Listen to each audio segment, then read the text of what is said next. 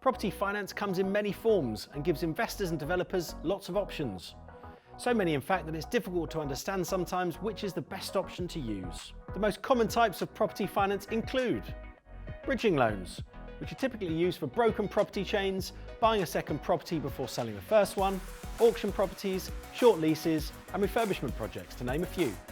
Then you have commercial loans, simple buy-to-let mortgages and the more complex buy-to-let mortgages. The latter are used for things like HMOs, holiday lets, multi-unit freehold blocks and commercial property. There's also mezzanine finance, second charge loans, and finally land and development finance, which is used to fund all sorts of different projects including office refurbishments, residential to commercial conversions and other development projects. There are so many different options, I can't recommend strongly enough that you should speak to a specialist property finance broker as soon as you can to get neutral advice on your specific circumstances and the deal in question.